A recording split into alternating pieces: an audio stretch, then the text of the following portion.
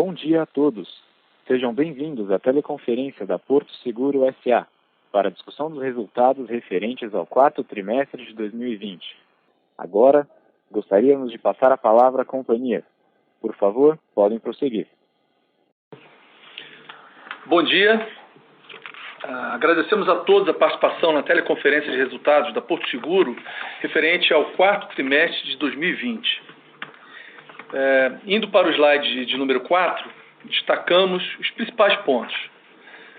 O nosso lucro líquido cresceu em duplo dígito, tanto no trimestre quanto no ano. Além disso, aumentamos a rentabilidade sobre o patrimônio pelo quarto ano consecutivo, explicado principalmente pelo crescimento do resultado operacional e também pelo bom desempenho do resultado financeiro.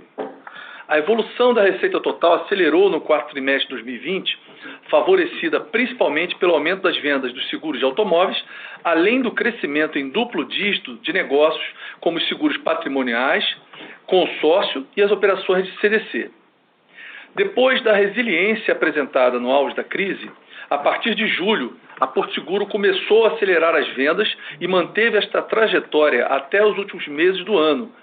Isso fortalece a nossa visão de que os projetos estão no caminho certo para acelerar o crescimento e a diversificação dos negócios sem abrir mão da qualidade dos ativos e de rentabilidade atrativa. A sinistralidade foi melhor do que a do quarto trimestre de 2019, explicada principalmente pelo automóvel, que reduziu o índice de sinistros em 8,8 pontos, reflexo dos aprimoramentos da subscrição de riscos, precificação e dos impactos do isolamento social causados pela pandemia.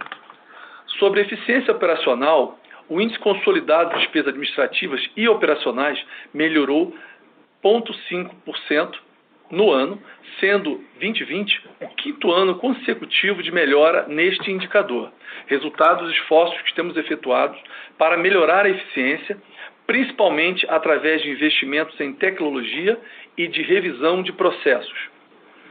Alcançamos o índice combinado de 89,5% em 2020, uma redução de 5 pontos percentuais em relação a 2019, sendo o nosso melhor resultado em mais de 10 anos. O índice de inadimplência das operações de crédito segue melhorando, com recuo tanto em relação ao terceiro trimestre, quanto em comparação ao mesmo período do ano anterior, com o Net Provisions Loss acima de 90 dias, encerrando o ano em 4,7%, 0,3 ponto percentual abaixo da média de mercado, reflexo do gerenciamento eficaz da carteira e do impacto positivo das medidas que adotamos para a mitigação dos riscos ao longo do ano de 2020. Nosso resultado financeiro do quarto trimestre aumentou 11,4%, através de um forte desempenho das nossas posições em ações, títulos indexados à inflação e multimercados, compensando a queda de juros. No ano de 2020, o retorno alcançado foi de 10,7% sobre as aplicações financeiras, equivalente a 387% do CDI. Este desempenho resultou num lucro líquido de 409 milhões no quarto trimestre de 2020, resultado este 10,3% maior que o quarto trimestre de 2019, equivalente a uma rentabilidade anualizada sobre patrimônio de 20%. No ano, o lucro líquido foi de 1,7 bilhão de reais, 22% maior que o ano de 2019, o que representa uma rentabilidade de 21,6% sobre o patrimônio. Encerramos 2020 com 2,7 bilhões de disponibilidade de caixa, montante que tem seguido em patamares confortáveis ao longo da pandemia. Em relação às iniciativas da ESG, encerramos o ano com mais de 8 mil postos de trabalho temporários preenchidos através do programa Meu Porto Seguro. Entramos também no fundo WeVentures, que investe em startups de tecnologia lideradas por equipes femininas, e selecionamos projetos de interesses socioambientais que irão beneficiar 34 mil pessoas. Estas são apenas algumas das iniciativas sustentáveis, dentre diversas outras, que temos realizado dentro de nossa agenda ASG. Alcançamos resultados muito positivos no quarto trimestre e no ano de 2020, acelerando o crescimento dos negócios, portfólios e receitas, ao mesmo tempo em que mantemos um rigoroso controle de despesas, resultando em mais um ano de aumento do lucro líquido e da rentabilidade. Sonhamos e nos desafiamos a ser cada vez mais um porto seguro para nossos clientes. E para isso, temos focado em oferecer experiências relevantes para eles, que nos permitam expandir o alcance da marca, alavancar a transversalidade de negócios e aumentar o cross-selling de produtos e serviços. Bom, seguindo aqui para o slide número 5, apresentamos a evolução das receitas do quarto trimestre e também do ano de 2020. Em resumo, podemos observar uma aceleração das receitas trimestrais que expandiram 8% no comparativo com o quarto trimestre de 2019, com um crescimento acima de 20% nas verticais de negócios financeiros e também na vertical de serviços. E no patamar de 6%, tanto na vertical de seguros quanto na vertical de saúde. Considerando as receitas totais, crescemos 4% no ano de 2020, superando os desafios sociais e econômicos impostos pela terrível pandemia do novo coronavírus. Antes de passar a palavra para o Marcelo, eu gostaria de agradecer a todos pela parceria e também desejar muita saúde a todos. Marcelo, por favor, pode continuar comentando em mais detalhes os resultados do quarto trimestre e também do ano de 2020 dos seus negócios verticais de seguro e de saúde. Muito obrigado. Obrigado, Roberto, pela introdução. Bom dia a todos. Obrigado pela atenção aos resultados da companhia. Vou comentar primeiro sobre a vertical de seguros, que incluem os negócios de automóvel, patrimonial, seguros de patrimoniais, residência, empresarial, de vida e outros seguros. E depois eu vou passar a falar da vertical de saúde. Nesse quarto trimestre, nós conseguimos voltar à aceleração na vertical de seguros, num ano muito difícil. Então, passamos aí nessa parte desses primeiros seguros, tirando saúde, a acelerar para 6,2% de crescimento. Acreditamos que foi um bom resultado, considerando todo o contexto ainda de dificuldade de crescimento de veículos, de venda de veículos ainda. E basicamente aqui, acho que um indicador muito importante foi o incremento de mais de 100 mil veículos na frota em apenas 3 meses, do quarto TRI contra o terceiro TRI de 2020 ainda, e a própria expansão do seguro patrimonial em duplo dígito, que cresceu 11% em relação ao quarto TRI de 2019. Basicamente, então, o automóvel aqui cresceu próximo a 6%, 5,8%, o patrimonial cresceu 11%, outros seguros cresceram 6,6% e o Vida cresceu menos. O Vida basicamente teve 2 impactos importantes, né? Um é do seguro viagem, né, muito impactado pela pandemia, basicamente uma queda de quase 90% dos negócios, né, em função aí, obviamente, das restrições de viagem, e também um outro que é menos óbvio, que são os seguros de eventos, né, que são cobertos, são o que a gente chama de acidentes pessoais de prazo curto, que os eventos também basicamente foram cancelados, e nós passamos a não fazer mais esse tipo de seguro, porque não existem os eventos e existem seguros, né, de vida para esses eventos. Então, basicamente, essa queda foi muito substancial também, próximo a esses 90%, próximo ao viagem também, às vezes até maior em alguns segmentos. Então, isso também afetou bastante, sem falar da redução de vidas em empresas, né? Então, empresas menores tendo uma dificuldade de manter o seguro de vida e o menor número de vidas em empresas maiores em função do desemprego. Então, isso foi o ponto aqui, mas nós acreditamos que o primeiro aspecto do crescimento, foi um trimestre importante para a retomada, especialmente na nossa maior carteira, a carteira de automóvel.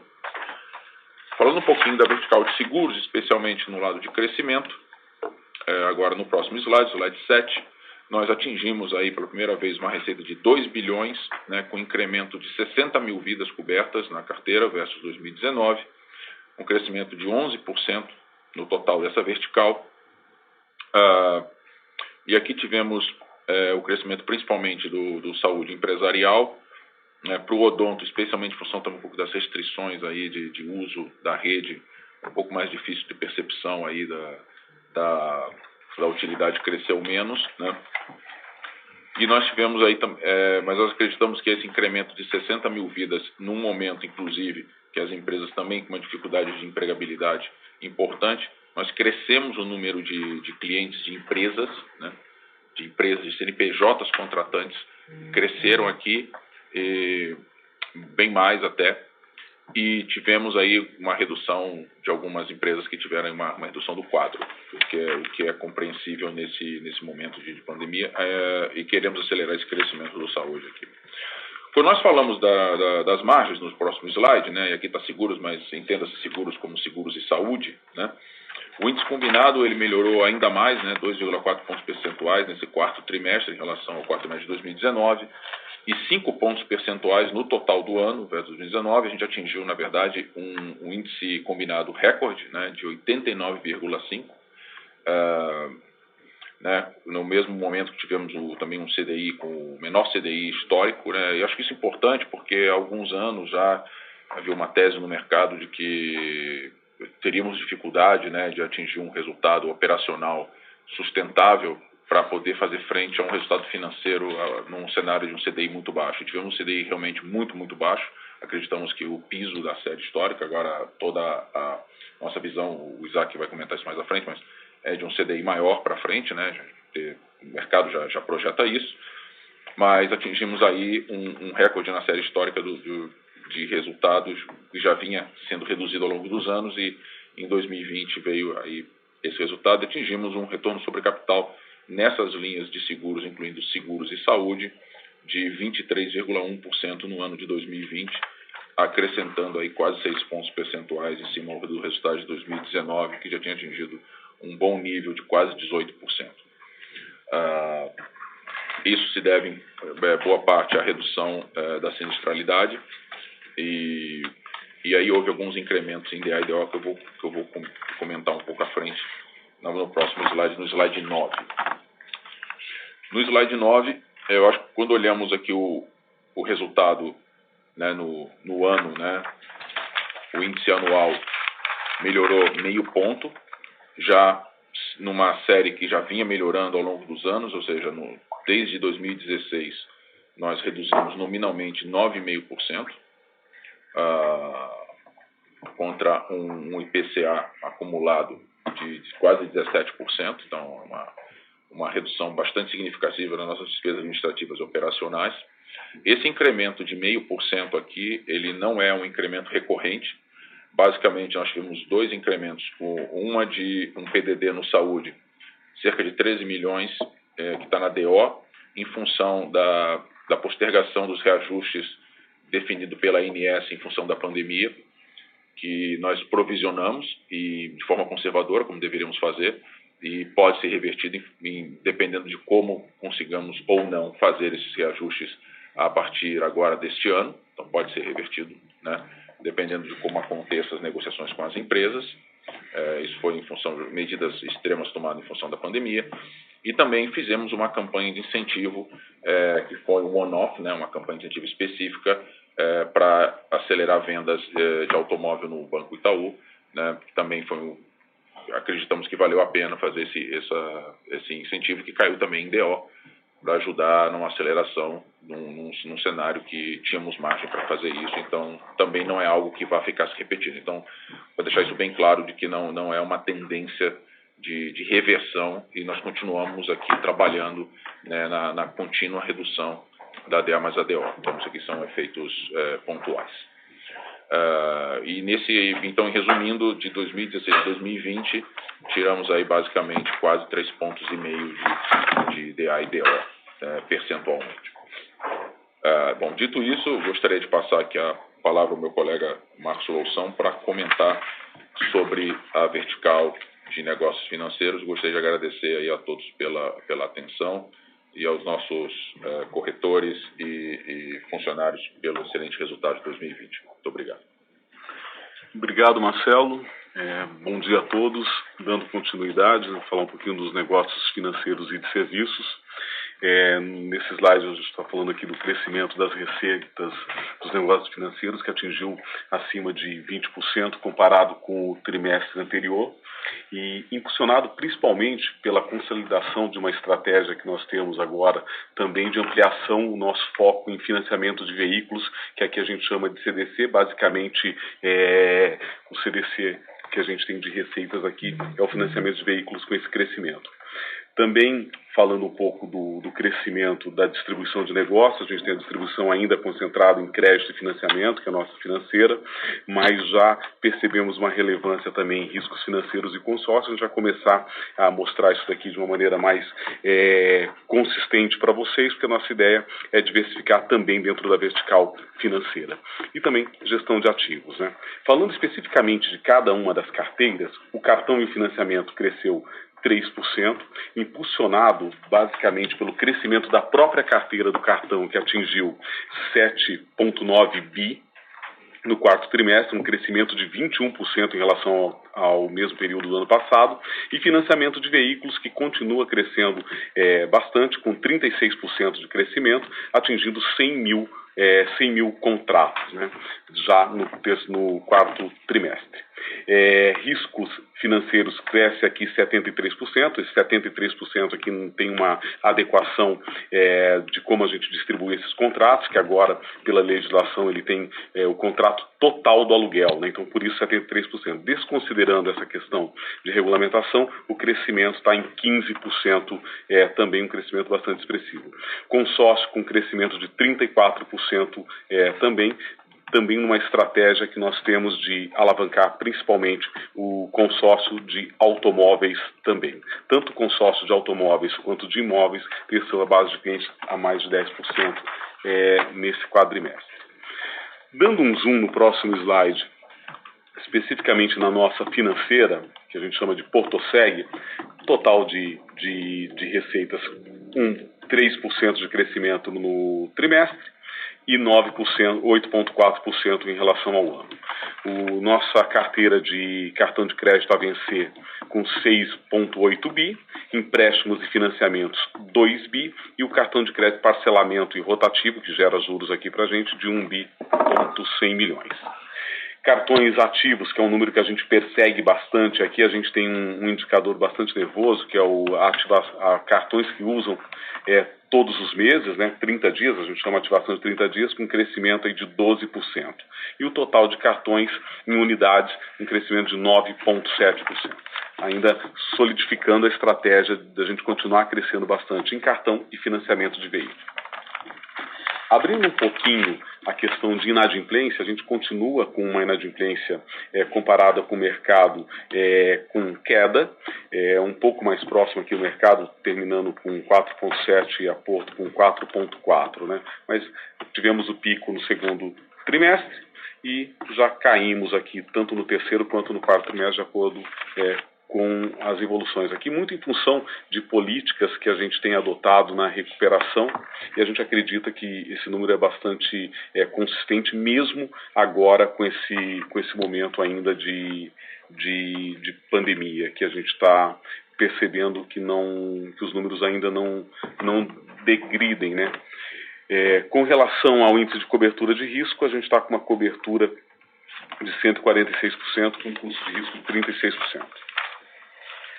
Abrindo a vertical de serviços, aqui na vertical de serviços nós temos um crescimento de 22% nas receitas, uma distribuição de receitas, 42% é o nosso atendimento. Aqui nós temos como principal cliente a própria Porto Seguro, né?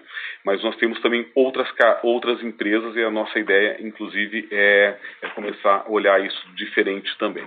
O carro fácil com crescimento de 20%, Health for Pet, que é o nosso plano de saúde para pets, com crescimento de 10%, e a Porto Faz mais o Repara. A Porto Faz é todos os serviços que a gente tem com benefício dentro do seguro, nós também comercializamos eles tanto pela internet, ou também o prestador pode fazer uma venda de um segundo serviço num atendimento a um segurado. E o Repara, que é o nosso plano de assinatura de serviços, com crescimento aí de 9,3%. Olhando o carro fácil, a gente percebe aqui um crescimento de 21% do quarto tri de 2019 para 2020. Health for Pet com crescimento de 26%. Porto Faz e Repara com crescimento de 23%.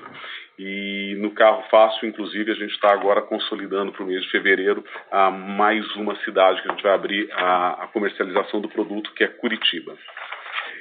Dando continuidade ao qual, passo a palavra aqui para o Isaac para falar desempenho de aplicações financeiras. Obrigado, Loção. Obrigado a todos.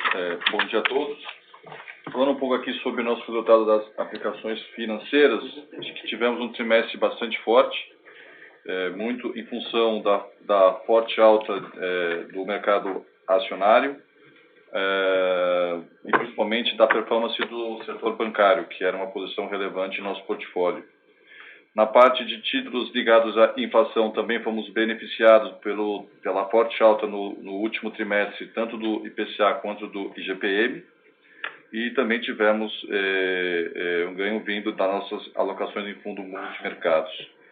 Tá? E quero também chamar, então, o trimestre terminou com um retorno nominal de 3,5%, tá? 742% do CDI. E queria chamar a atenção aqui, nós fizemos uma mudança na nossa alocação, então a gente voltou a ter uma alocação mais relevante em títulos indexados à inflação, e na parte de renda variável também destaco um pouco da mudança do nosso perfil, né? A gente manteve a nossa alocação em ações, mas o perfil da nossa carteira está um pouco mais defensivo. Do meu lado é isso. Obrigado pela oportunidade. Passo para o Celso. Bom, bom dia a todos. Aqui eu vou falar um pouquinho dos nossos resultados consolidados. E aqui a Porto Seguro tem executado nossa estratégia de diversificação dos negócios nos últimos anos, né? O resultado do Alto 2020 ele foi bastante relevante, e reflete o aprimoramento da subscrição e precificação dos riscos, né? E os efeitos positivos do isolamento social sobre a sinistralidade que o Marcelo já havia comentado, já comentou para os senhores aqui.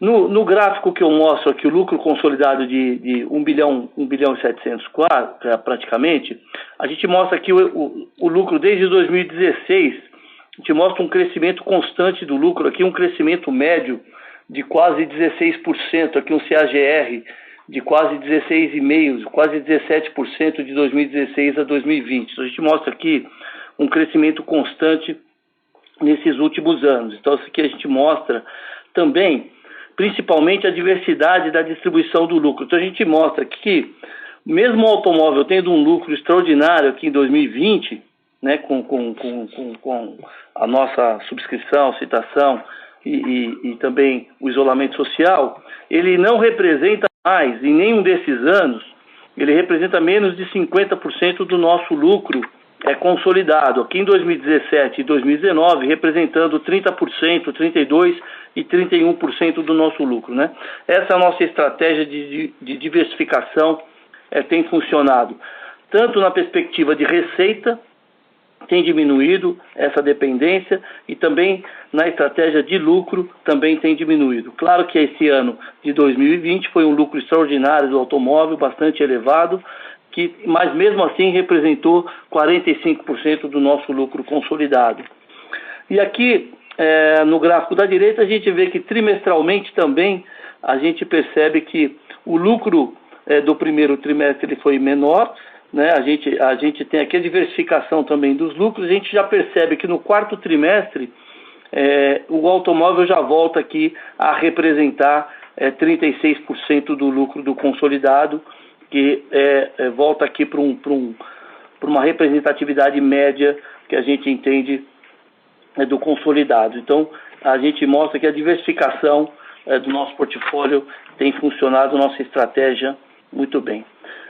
O aumento do lucro líquido do quarto trimestre, em relação ao quarto trimestre de 2019, ele é explicado principalmente pela retomada do crescimento dos prêmios emitidos, como a gente já comentou também, né? E pela redução da sinistralidade e também pelo aumento do resultado financeiro. Então, no quarto trimestre de 2020, nós tivemos aí um conjunto de ações, eu acho que muito importante, né? Tivemos resultado, crescimento e também resultado financeiro. Foi um quarto trimestre realmente importante para nós, com resultado, crescimento e rentabilidade financeira.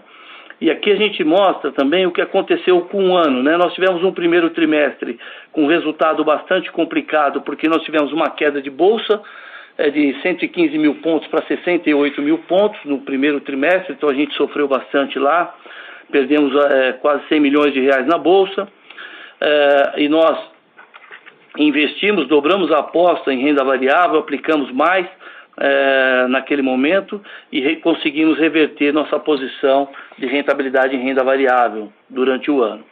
Depois, no segundo trimestre, onde começou mais o isolamento social, e aí sim, nesse momento, a gente não tinha precificado ainda, então, esse isolamento social, por isso que a sinistralidade do segundo trimestre do automóvel, ela foi muito mais baixa do que a gente tinha imaginado, porque não estava ainda precificado em nenhuma das nossas safras, então o resultado foi muito beneficiado neste momento, e depois nos outros trimestres, esse isolamento ele já começou a colocar no preço, né? O mercado começou a colocar esse isolamento no preço e a sinistralidade tende a começar a voltar para patamares de mercado, com a nossa rentabilidade, claro, sempre sendo preservada, mas a gente percebe que aí sim o resultado começa a voltar para uma normalidade.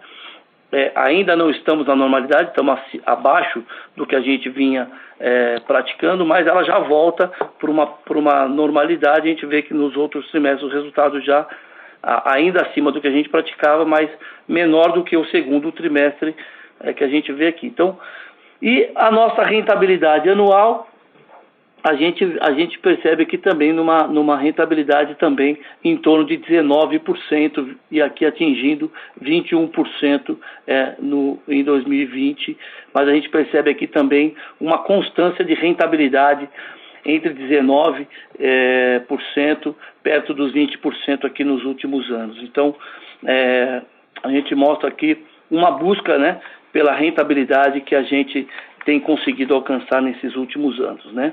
E aqui a gente mostra aqui o nosso ROAE também tirando a 100% do CDI. É importante que a gente mostra também que mesmo a gente normalizando, né, o ROAE a 100% do CDI, no quarto trimestre a gente atinge, mesmo assim, 16% de rentabilidade, e no ano, mesmo normalizando a 100% do CDI, a gente atinge 24% de rentabilidade, mesmo normalizando o resultado a 100% do CDI. Então mostra mesmo um resultado operacional realmente esse ano muito acima dos outros exercícios, né? E aqui no gráfico seguinte, como o Picanço já tinha mostrado, né, o nosso modelo de precificação realmente ele demonstra a nossa capacidade de precificar a queda do CDI. Claro que esse ano foi um ano muito bom, extraordinário, e a gente demonstra aqui uma rentabilidade sobre o CDI muito acima dos outros anos. Mas a gente percebe aqui que em todos os anos a gente tem uma rentabilidade muito acima. Então, o nosso modelo de precificação captura a queda do CDI futura. Então, o nosso modelo de precificação já tem essa metodologia de preço, que a queda do CDI faz parte, a rentabilidade financeira faz parte do nosso negócio, faz parte do nosso modelo de precificação. Então, a gente demonstra nesses últimos anos que nosso índice combinado ampliado é muito estável, independente da taxa de juros que a gente já passou aí por CDI de 11%, 12%, 13%, e o nosso índice combinado ampliado sempre muito estável, e o nosso retorno sobre o patrimônio sempre também bastante rentável. Bom, para a gente, no slide 14, nós comentamos um pouco sobre comentamos sobre algumas das nossas iniciativas da ESG, ou seja, o que temos feito em relação no meio ambiente, as sociedades em termos de governança corporativa, demonstrando como essas iniciativas se alinham à estratégia de negócios da Porto Seguro, gerando impactos positivos ao meio ambiente e a todos os stakeholders da empresa. Entre inúmeros projetos desenvolvidos ao longo de 2020, destacamos alguns que contribuíram para a capacitação profissional e o empreendedorismo. O programa Meu Porto Seguro, lançado em julho de 2020, gerou mais de 8.000 postos de trabalho temporário até dezembro.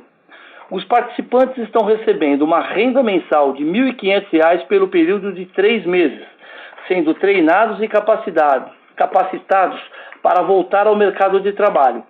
com mais qualificação e independência. O programa inclusive já está em sua fase final e atingiu a contratação dos 10 mil postos de trabalho temporário previstos em janeiro deste ano. Outro destaque foi o investimento de 5 milhões de reais no fundo eVentures. Este fundo tem como foco investir em startups de tecnologia lideradas por equipes femininas. Acreditamos que, além de colaborar com o empreendedorismo e a igualdade de gêneros, temos oportunidade de aprender com essa experiência e fortalecer a integração dos nossos negócios, através de uma abordagem de negócios cada vez mais focadas no cliente.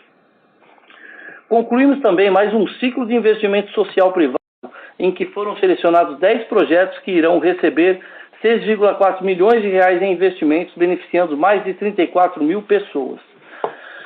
Por fim, o Instituto Porto Seguro encerrou o ano com 86% de retenção de alunos e 44 turmas formadas. Resultados esses obtidos através de uma agenda de inovação e transformação digital voltada para a sustentabilidade com implementação de um sistema de aulas à distância e de diversas ações de retenção dos alunos, com um modelo de acompanhamento muito próximo de cada um deles. Esses eram os principais aspectos operacionais, financeiros e de ASG que gostaríamos de destacar em nossa apresentação. Podemos iniciar agora a nossa sessão de perguntas e respostas. Obrigado. Obrigado. Iniciaremos agora a sessão de perguntas e respostas. Caso haja alguma pergunta, queiram, por favor, digitar *1 ou, alternativamente, as perguntas podem ser encaminhadas pela plataforma de webcast, ícone Pergunte ao Palestrante. Nossa primeira pergunta vem de Mariana Tadeu, da UBS. Mariana, sua linha está aberta, pode prosseguir. Oi, bom dia a todos. Obrigada pela oportunidade de fazer pergunta. Eu queria que vocês contassem, por favor, um pouco da dinâmica de auto agora para 2021. Como que vocês estão pensando as dinâmicas de venda de automóvel, preço? Vocês têm repassado para preço uma parte desse ganho da sinistralidade mais baixa? Ou até mesmo com essa expectativa de aumento da Selic ao longo de 2021, tem uma tendência de queda em preço? Obrigada. Oi, Mariana, bom dia. Marcelo Picantes falando. Obrigado pela pergunta. Na verdade, a coisa ela tem uma série de fenômenos, né? Então, a gente está estudando não só o aspecto de curto prazo, que tem, a gente usa na nossa modelagem não só aspectos de curto prazo, quanto Selic e a dinâmica mesmo das frequências, né, mas também aspectos de mais médio prazo. Então, por exemplo, a questão da mobilidade urbana, como ela está se comportando não só em função da pandemia, mas os hábitos pós-pandemia, né, que a gente não acredita que serão os mesmos. Então, isso sim está sendo repassado por preço, mas não significa que o preço médio vai desabar, não, porque nós estamos fazendo otimizações também no nosso modelo. Acho que é importante dizer, a gente não trabalha apenas com a modelagem clássica de empilhar custos e repassar, tá? A gente trabalha com elasticidade, acho que essa visão muito antiga de olhar seguro como um empilhamento de custo repassado para o consumidor, acho que ela já está defasada. Então, a gente olha muito o valor que é percebido pelo consumidor também nas diferentes opções que a gente tem de seguro, né, e o quanto ele está disposto a pagar. E muito focado em crescer, né, muito focado no crescimento. E, inclusive, com isso, revendo não só produtos que nós temos, lançando produtos aí mais fortes para fazer uma inclusão securitária, que acho que esse é outro ponto importante do crescimento, né, não pensar em crescimento apenas em cima dos clientes que já estão hoje no setor de seguro, e dos consumidores que já estão no setor de seguro, mas sim dos consumidores que estão à margem do setor de seguros, que a gente chama de inclusão securitária, né? E para isso a gente está lançando aí produto para inclusão securitária que vai estar no mercado em breve, né? E já está em teste. E com isso a gente pretende manter um ritmo de crescimento importante para o setor de seguros, de automóvel, né, que você está perguntando, sem impactos tão relevantes no preço médio, tá? Mas sim, existe uma parte que será repassada para o preço, mas ele não é linear assim, apenas com Selic ou com frequência de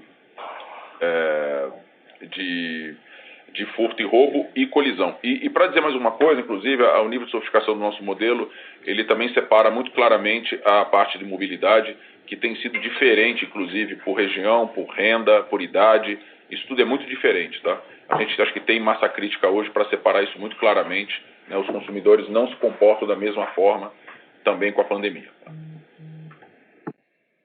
Claro, obrigada. Nossa próxima pergunta vem de Eduardo Nishia, da Genial Investimento. Eduardo, sua linha está aberta, pode prosseguir. Bom dia a todos, muito obrigado pela oportunidade. Alô? Obrigado pela oportunidade. Tenho duas perguntas. Primeiro, em relação às provisões técnicas, se vocês pudessem falar um pouquinho mais do montante feito no ano, né, principalmente na parte de vida e saúde. Sei que a pandemia foi um pouco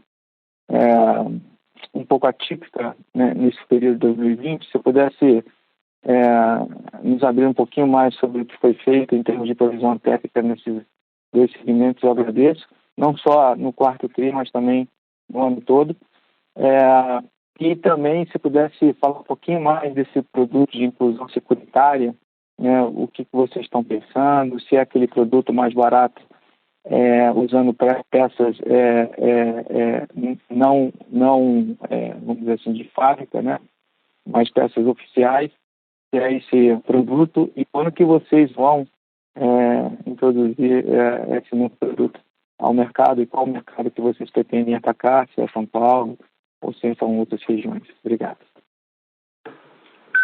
Ô Nishio, tudo bem? É o Celso. Obrigado pela pergunta. Eu vou falar sobre as provisões técnicas e o Marcelo vai responder sobre o produto de inclusão securitária, tá bom? Sobre as provisões técnicas, nós fizemos algumas provisões técnicas, principalmente no saúde, sim. Algumas provisões um pouco diferentes do que a gente faz normalmente em relação ao IBNR, né? O IBNR, ele sempre foi calculado atuarialmente de uma forma muito clássica, né? O que eu chamo de clássica? Você tem uma conta hospitalar que o cara vai no hospital e a conta demora para chegar, né? E aí o atuário sempre calcula isso e a gente calcula com base nesses dados mais atuariais, né? mais pragmáticos, né? E a gente sabe que esse ano a gente tem eventos que ocorreram só que a pessoa ainda não foi ao hospital porque muitos procedimentos eles estavam fechados para o cara ir para o hospital. Então, o que a gente foi fazer alguns cálculos de eletivas que a gente sabe que tinha uma média de execuções no ano e que ficaram um pouco abaixo da média. Então, a gente fez uma provisão baseado nessa média. Então, a gente reforçou um pouco de provisão de IBNR para o saúde, imaginando que alguns eventos eletivos que não foram feitos em 2020 estão represados para serem feitos em 2021. Então, isso está, sim, provisionado no balanço de 2020, tá? Com relação ao Vida, tem um pouco de provisão, mas é muito, muito menor do que isso, porque no Vida os avisos acontecem. Porque quando acontece algum caso de Covid, principalmente de morte no Vida, isso já é avisado. A cauda é mais curta. Então no Vida a provisão ela é feita de forma mais tempestiva. Então, no Vida, a gente não tem provisão adicional como a gente fez no Saúde, porque a cauda é muito mais curta, tá? Então, a provisão ela é mais técnica no Vida do que no Saúde. Agora, o Marcelo vai responder sobre o produto, sobre o lançamento.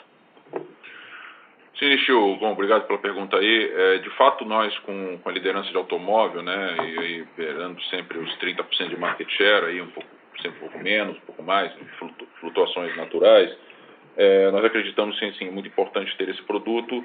O produto será lançado ainda no primeiro semestre.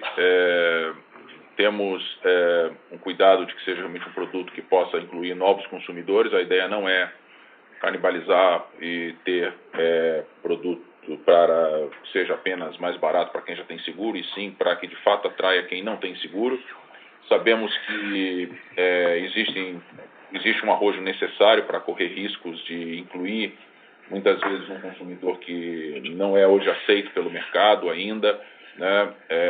Estamos dispostos a aprender com isso, errar, ajustar, sabemos que não será tudo maravilhoso nos primeiros meses, existe uma certa pilotagem aí para que já um aprendizado natural, né?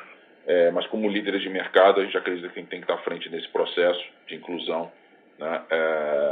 E dar uma alternativa para as pessoas que hoje estão à margem desse mercado. Sim, usará peças alternativas, mas isso não é só a única questão. Existem várias outras alavancas necessárias para um produto como esse. Tem que ser repensada toda a cadeia. Por exemplo, a experiência, a cadeia digital, ela é pensada fim a fim num produto como esse, para que a eficiência seja máxima, né? E o custo de serviço seja mínimo, né? E não só para dar uma boa experiência ao consumidor, para que tenha uma eficiência, porque na verdade toda a ineficiência paga pelo consumidor, né? Essa questão de que a ineficiência paga pelo acionista, na verdade, ela sempre acaba mais cedo ou mais tarde sendo transferida para o consumidor. E para que haja uma eficiência importante, ela tem que alavancar muito bem o digital, é crítico. Então nós tivemos todo o cuidado de fazer isso, né? E é uma jornada e é uma busca que não termina. Obviamente haverá, à medida que a tecnologia evolua para vários outros aspectos, nós vamos buscar fazer isso cada vez mais. Então, em toda a cadeia, desde uma abertura de sinistro, uma vistoria, um acompanhamento, um drone no meio da rua, o que precisar ter que fazer e o que for viável, obviamente, estrategicamente viável, faremos, né, para que esse consumidor tenha acesso a uma proteção que hoje ele não tem. Tá? Então, isso faremos e já está aí sendo pilotado e será lançado em breve. Muitíssimo obrigado, ficou bem claro. Só um follow-up rápido na questão da provisão técnica de saúde. Alguma ideia de montante, né? A gente viu o quarto tri já subindo bastante a parte letiva. Vocês chegaram a fazer alguma reversão também já no quarto tri de saúde, das provisões técnicas feitas ao longo de 2020?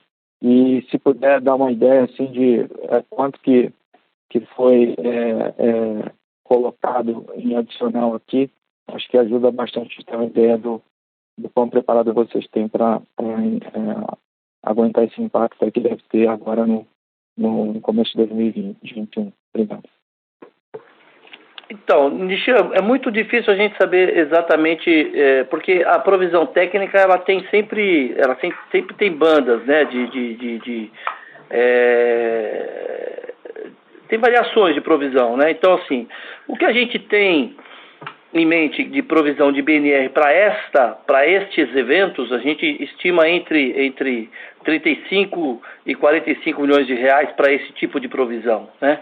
Então é mais ou menos neste montante que a gente estima que tem de provisão técnica de BNR para esses eventos que a gente entende que não aconteceram, né? Quer dizer, os eventos aconteceram, mas eles não foram, eles foram represados, tá? Então é mais ou menos nesse patamar, entre 35 e 45 milhões. Perfeito, muito obrigado. Nossa próxima pergunta vem de Giovana Rosa, do Bank of America. Giovana, sua linha está aberta, pode prosseguir. Oi, bom dia, obrigada pela oportunidade de fazer pergunta. Eu tenho duas perguntas também. A primeira é em relação à rentabilidade, se puderem falar um pouquinho como vocês imaginam a rentabilidade da Porto evoluindo agora em 2021. Seria bom para a gente e os principais drivers. E a segunda pergunta é em relação ao segmento de saúde. No primeiro semestre, vocês tiveram um crescimento de preços bem forte, no segundo semestre desacelerou bem. Então, se puderem explicar um pouquinho o motivo dessa desaceleração, como que fica o foco para o segmento em 2021, também seria bem útil para a gente. Obrigada. Bom, Giovana, infelizmente, sobre a sua primeira pergunta, né, nós não temos esse costume de dar guidance, né, sobre resultado, né, então, sobre resultado a gente não faz. O que eu posso dizer é que sempre nós temos a nossa prática de buscar uma média de rentabilidade. Então, isso a gente vai fazer esse ano, buscar um crescimento com rentabilidade. Agora, quanto a gente não gosta, não tem a prática de dar esse guidance, tá? Agora, quanto às outras perguntas, o Marcelo vai responder. Giovana, a questão dessa oscilação aqui, a gente não vê como algo recorrente de aceleração. Pelo contrário, no saúde a gente está num processo de aceleração forte. Isso aqui foram algumas grandes contas, né, que saem, a gente, muitas vezes por não interesse com relação ao resultado, elas acabam saindo e isso afeta o prêmio. Mas nós estamos aumentando muito mais o mix na direção das pequenas e médias empresas, o que é muito mais interessante para nós em termos de rentabilidade, né, sustentabilidade, um crescimento muito mais sustentável, no modelo que a gente gosta bastante, né? Então, isso são flutuações naturais dentro do ano e nós estamos justamente acelerando o saúde a partir de um modelo muito mais moderno, disruptivo, digital, que nós estamos construindo, inclusive com uma parceria com a Red Ventures, a empresa americana, que é nosso parceiro nesse modelo, né, muito novo do saúde, né, talvez um modelo bem mais revolucionário que nós estamos adotando para a saúde. Eu acho que, obviamente, para o mercado isso vai ficar mais visível à medida que essa construção, que começou mais para o final do ano passado, ainda é muito recente, ainda não há ainda um resultado para espelhar isso ainda. A gente ainda está vivendo aqui os reflexos ainda do antigo saúde, mas à medida que a gente vai evoluindo nesse mesmo ano aqui, eu acho que esse crescimento vai ficando mais claro, né, mais concreto. Eu acho que aí essa visibilidade vai ficar também mais óbvia. Então, eu não projetaria uma desaceleração do saúde, é o que eu diria para vocês. Tá ótimo, obrigada. Nossa próxima pergunta vem de Thomas Peredo, da BTG Pactual. Thomas, pode prosseguir. Bom dia a todos, obrigado aí pela oportunidade e parabéns pelos resultados. Eu gostaria de fazer duas perguntas, né? A primeira é sobre esse produto de saúde, né? Que até vocês comentaram agora há pouco. Vocês poderiam dar um pouco mais de detalhe, né? Qual que é a estratégia que vocês estão implementando e quais são os diferenciais estratégicos que vocês imaginam que conseguem extrair desse produto, né? E até comentar um pouco mais sobre o Porto Cuida, né? Que foi lançado recentemente, como que tem sido a performance desse produto, né? Entendo que são produtos que aumentam a inclusão, né, securitária dentro de saúde, né? E a segunda pergunta é quanto às despesas de serviços financeiros e outros, né? Assim, aparentemente cresceu num ritmo maior nesse trimestre e queria entender se teve algum one-off, algum ponto específico que justifique, além do impacto, né, de que começaram a buscar comissões do Porto Consórcio, né? Obrigado. Obrigado pelas perguntas. Eu Picanço falando. Vou falar um pouco sobre o modelo do saúde. Eu acho que no saúde eu vou falar mais do novo modelo de negócio. Não vou nem falar de um produto, porque eu acho que na verdade um conjunto de coisas, né? A gente está, na verdade, criando um modelo que eu diria que os principais diferenciais estão em ter uma centralidade no cliente muito maior, uma proximidade do cliente muito mais com a Porto, no modelo com uma experiência que faz com que a gente tenha uma inteligência do que esse cliente precisa de forma mais antecipada e uma otimização do uso da rede muito melhor. Não é uma estratégia de verticalização, não é uma estratégia de aquisição de ativos, é uma estratégia de inteligência do uso da rede muito superior ao que existe hoje no mercado, né? E é uma estratégia também de deixar uma visão também um pouco mais completa da jornada. Isso inclui ter um marketplace, isso inclui ter cuidados preventivos integrados, isso inclui ter muito mais informações e mexer justamente na inteligência que a gente usa para tratar, como a gente fala, muito mais de saúde do que de transações da doença, né? Tem modelos inspirados em companhias externas que usam isso, que acompanham o paciente de uma forma muito mais sistemática né? Sobre o Porto Cuida, ele é, na verdade, um serviço, ele não é um produto de plano de saúde, que fique muito claro, ele não é um produto securitário, então ele não faz uma inclusão securitária, mas ele ajuda a trazer pessoas para um acesso a consultas e exames, então ele é um serviço de acesso, na verdade, ele não é um plano de saúde, né? E ajuda a aproximar as pessoas de um marketplace de serviços de saúde, né? Então, e ele está ainda muito no início, né? Nós estamos restrito a São Paulo, a gente está ainda ampliando ele para Brasil, né? Ele está em ampliação para o Brasil, ainda não está disponível no Brasil todo, em piloto apenas online, né? Então a gente está tendo já uma boa repercussão, mas em termos de volume a gente ainda está aprimorando para que tenha uma relevância maior. Tá? Vou passar agora a palavra para o colega que vai responder sobre a segunda pergunta referente às despesas de consórcio. Oi, Thomas, Loução. Por favor, você pode só ser um pouco mais específico na pergunta, por favor, sobre a despesa? Não, eu queria entender um pouco mais o que essa evolução de despesas de saúde, né, que a princípio veio um pouco acima da evolução de receitas, né? Eu acho que em seguros ficou bem claro que teve alguns pontos não recorrentes. Queria saber se tinha algum ponto específico dentro, né? Além dessa mudança de que começaram a considerar despesas de comissões do Porto Consórcio, né? Além das despesas da comissão, né, que já está explicado aqui embaixo, você quer saber, né? Isso, exato. Ah, tá bom. Teve despesas no cartão de crédito, principalmente, com a melhoria de sistemas de tecnologia, né? Melhorias de processos de cartão de crédito, com despesas de tecnologia, que vai alavancar muito o nosso processo de crescimento no futuro, que a gente está com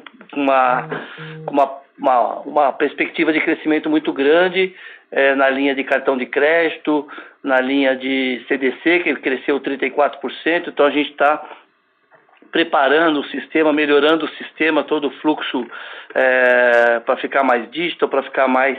Então a gente investiu muito em melhoria de sistema nesse ano para dar suporte para esse crescimento futuro, tá? Então foi isso que foi feito esse ano, foi muito investimento em tecnologia em algumas linhas de outras despesas operacionais e despesa administrativa também.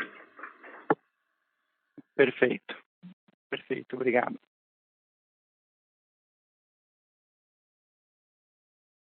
A próxima pergunta vem de Renan Ikemoto, do Santander. Renan, sua linha está aberta, pode prosseguir. Oi, bom dia a todos. Parabéns aí pelo ano, bem evidente. Eu tenho duas perguntas. A primeira, em alto, a gente viu uma retomada aí na frota segurada no último trimestre. Eu queria ver se vocês poderiam comentar um pouco sobre a composição do tipo de veículo, né?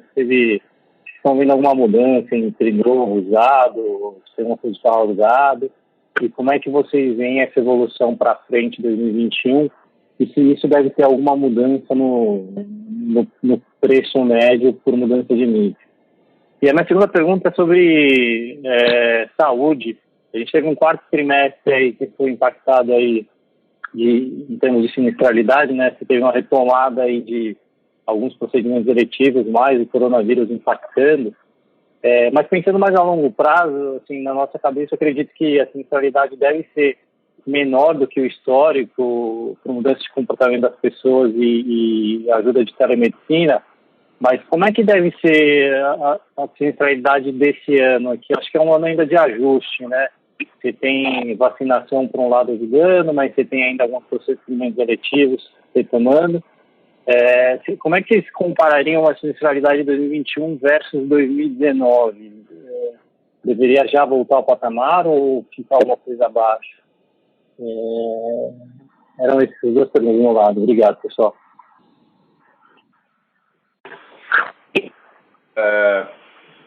Oi, Renan. Bom, Marquinhos falando sobre o auto. Na verdade, a gente tem, acho que primeiro a gente tem ficado mais próximo TED Multicálculos, está uma estratégia da companhia também de se aproximar. E a gente teve um aumento de cotações, no geral, na companhia bem mais forte, principalmente no segundo semestre. Nós também otimizamos modelos de precificação, mesmo sendo uma companhia que já tem uma tradição de longa data em modelo de precificação mais sofisticado, a gente nunca está satisfeito e quer sempre melhorar isso aí. A gente nunca se dá por satisfeito nisso. Eu acho que isso ajudou também a gente a crescer mais. A gente já disse que Analytics nunca tem limite, né? Sempre dá para evoluir mais. E preço é um produto de Analytics, né? É assim que a gente enxerga, né? Preço e subscrição em geral. Com relação à composição, assim, do tipo, a gente não vê uma mudança radical no mix, tá? Claro que é um pouco mais usado do que de novo, mas o novo nunca foi, assim, um percentual altamente relevante. Mesmo nos áureos tempos de muita venda de veículo, não passava de 10%. Então, o estoque brasileiro de seguros é de seguros de carros que já estão fazendo há algum tempo, né? Então, a gente tem aí eu acho que o preço médio, a gente não tem visto uma queda tão relevante, assim, houve uma queda relevante nos últimos anos por uma queda de preço técnico em função da queda, principalmente de roubo e furto. E aí é um repasse técnico que o mercado inteiro fez, né? Porque se o risco diminui, se a gente vira um pouco mais Suíça, vamos chamar assim, né? Um pouco mais um mercado menos arriscado, o preço é repassado, né? Para o consumidor, né? Agora, a gente não tem visto isso tanto. Na pandemia houve um isolamento maior, parte disso foi repassado, mas a gente não pode olhar só pelo retrovisor. A gente tem que olhar para frente. E obviamente que existe uma retomada de movimentação, de mobilidade, com algumas diferenças, porque nem toda a mobilidade será retomada, a parte não virá e tal. E aí vem para a segunda pergunta, né? Que é como é que a gente vê a saúde olhando para frente. E a gente está muito em linha com o que você está vendo aí também, né?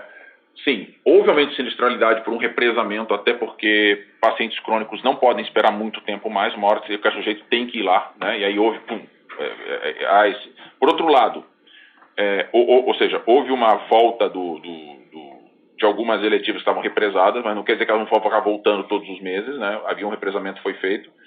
E a pandemia está se estendendo por mais tempo do que a gente fez nas primeiras projeções nossas. Ninguém sabe exatamente quando isso vai acabar, acho que ninguém tem essa bola de cristal no mundo, mas a gente tinha imaginado que não se estenderia por 2021, está se estendendo, então isso por um lado é ruim socialmente, por outro lado, friamente, tecnicamente, ele acaba dando um alívio em termos de procedimentos sendo feitos. Por outro lado, a gente acredita que essa extensão da pandemia traz uma racionalidade de uso de medicina maior do que antes. Por quê? A telemedicina passa a ser muito mais usada. Não só isso, o uso de locais de alta concentração e de alta complexidade como pronto-socorros, ele passa a ser usado, e que é caro, né, muitas vezes sendo usado apenas por um aspecto de conveniência, porque o sujeito não quer marcar, não quer agendar, ele corre para um pronto-socorro com baixa complexidade, ele não vai mais fazer isso para não se contaminar, né? E eu acho que isso cria, inclusive, uma consciência que fica para frente também. Então a gente acredita que pós-pandemia, mesmo quando tudo isso tiver passado, a gente vai ter uma racionalidade maior no uso da rede do que a gente tem hoje, né? Seja pela telemedicina e seja pelo uso mais racional, né? Por que você vai correr para o pronto-socorro se você pode, né, agendar também uma coisa, uma consulta, mesmo que presencial, por um aplicativo que agora está mais disponível do que estava antes, né? Então, eu acredito que as sinistralidades ainda vão se comportar melhor, né? Não dou aqui um número, mas do que a gente via antes da pandemia. Tá ótimo, pessoal. Só um follow-up. Senhor Ikemoto, sua linha está aberta novamente, pode voltar a falar. Pessoal, obrigado. Só um follow-up aqui, se você puder. Essa sinistralidade aí sustentável mais baixa é algo que a gente já conseguiria ver 2021 aqui versus 2019 ou algo que pega mais final de 2021, 2022? Olha, a gente deve ficar um pouco abaixo do pré-pandemia. Agora, por quanto tempo isso demora, se vai invadir 2022, depende muito também da dinâmica do mercado, né? Porque eu acho que aí não é só a questão técnica do uso pelos pacientes da frequência, depende também do quanto que o mercado transfere para preço, né? Eu acho que o mercado, obviamente, não transfere tudo isso a preço, porque se isso for transferido totalmente a preço no curto prazo, que seria olhar pelo retrovisor de curto prazo, isso geraria uma ilusão de que a gente tem uma frequência muito baixa, quando na verdade ela vai ser retomada. E depois teria que haver um reajuste para cima muito forte, o que geralmente é traumático, né? E difícil de executar.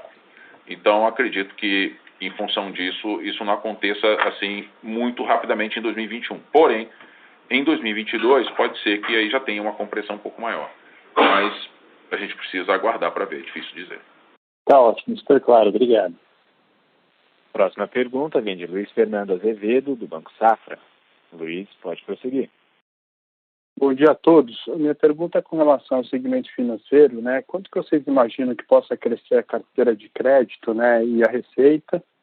E olhando mais precisamente a parte de cartão de crédito, né, a gente percebe que o mix de crédito à vista tem crescido bastante em relação ao rotativo, né? Eu queria saber se vocês acham que isso é uma mudança estrutural, né, ou se deve mudar, e se isso é mais em função também se houver alguma mudança no perfil do cliente. Obrigado. Obrigado pela pergunta. Loução falando. Na verdade, com relação a nosso crescimento de carteira e de receitas, a gente deve continuar crescendo nos patamares de aceleração que nós temos. Nós continuamos com foco muito forte em crescimento, em especial no segmento de financiamento de veículos. Então, a gente vai continuar experimentando esses crescimentos que nós estamos observando. Sobre a característica da receita do cartão de crédito, o nosso produto sempre foi muito carregado de compras à vista, e a nossa estratégia é tentar aumentar um pouco mais a parte de parcelamento que gera juros. Então, a gente vai buscar uma compensação de perfil de clientes, trazendo um perfil um pouco diferente para aumentar a parte de parcelamento, e com isso a gente gerar mais receitas financeiras. Mas a característica do produto é uma característica de baixa propensão a financiar, tá? Dos clientes desse produto. Tá legal, mas em 2020 parece que mudou, né? Pelo menos olhando quarto tri versus quarto tri, né? O parcelamento cresceu bem menos, né? Do que o à vista, né? O que acontece é que a gente começou a vender mais na base da Azul também, e aí isso muda um pouco a característica. Mas ainda o parcelamento, ele mesmo antes do quarto tri, ele tinha uma distribuição menor do que a gente esperava. Então, na verdade, a estratégia é aumentar o parcelamento. O que aconteceu foi que nós tivemos uma mudança no mix de consumo no geral, não foi até só no cartão da Porto, e também essa complementariedade de vendas da Azul. Mas o que nós estamos buscando é um aumento do parcelamento, tá? Tá legal, tá ótimo, muito obrigado. Nossa próxima pergunta vem de Guilherme Gressan, da JP Morgan. Guilherme, pode prosseguir, sua linha está aberta. Pessoal, bom dia. Obrigado por abrir para a pergunta. Eu queria, na verdade, fazer um follow-up aqui na parte de serviços financeiros. Agora, nesse TRI, a gente já viu a provisão bem menor do que tinha sido nos 9 meses do ano, inclusive menor do que foi 2019. Queria só entender um pouquinho como que vocês estão imaginando a evolução de provisionamento em 2021. Pela figura do TRI, imagino que vocês já estão encarando os problemas da pandemia como para trás, né? Assim, foi feita uma provisão um pouquinho maior no segundo TRI, mas a gente está vendo uma queda significativa sequencial aqui do nível de provisionamento. Então, olhando para 2021, a gente deve esperar que o problema acabou, provisionamento em linha com níveis históricos, a gente deveria esperar uma reversão de provisão, existe um colchão ainda que vocês estão segurando, tendo em vista o provisionamento que foi feito no segundo TRI, ou ainda vocês veem um risco de ter uma piora de inadimplência aqui, dado que é um produto de curto prazo, imagino que não, mas se vocês ainda veem algum risco de deterioração nessa carteira de cartão de crédito. Obrigado. Guilherme, é o Celso, obrigado pela pergunta. Aqui nós fizemos no segundo e no terceiro trimestre, a gente tem um modelo, claro, pelo IFRS 9, de perda esperada. O nosso modelo captura essas renegociações que nós fizemos com o cartão e com o CDC, Nós fizemos um complemento de provisão com esses contratos, né? Então, a gente tem sim uma provisão adicional do que a gente vinha fazendo antes. Então, a gente vai esperar para ver se essa nossa provisão adicional se concretiza. E então a perspectiva é que, se ela não se concretizar, a gente tenha alguma reversão em 2021. Claro que a gente essa expectativa ela tem que não se concretizar. Agora, no último trimestre, o que aconteceu é que a inadimplência, de uma forma geral, das duas carteiras, ela voltou para um patamar praticamente pré-pandemia. Então, a gente não tinha o porquê fazer mais provisão adicional. Então, o que aconteceu foi que no quarto trimestre a carteira voltou para um patamar muito sadio. Não só o over 90, como o over 30, over 60, ele voltou para um patamar muito condizente com o que a gente já tinha no período de pré-pandemia. Então, a carteira ficou realmente muito sadia, muito boa. Então, a gente não constituiu mais provisão, mas também não reverteu a provisão que a gente fez ainda no segundo e no terceiro trimestre, porque a gente manteve um grau de conservadorismo aí nessa carteira, porque a gente não sabe como elas vai se comportar ainda no primeiro, no segundo trimestre de 2021. Então, a gente ainda tem um grau de conservadorismo na provisão, mas a gente parou de constituir adicional no quarto trimestre. Foi isso que a gente fez com essas carteiras, ok? Perfeito, obrigado. A sessão de perguntas e respostas está encerrada. Para as demais perguntas, os palestrantes entrarão em contato para responder. Gostaria agora de passar a palavra para a companhia para considerações finais.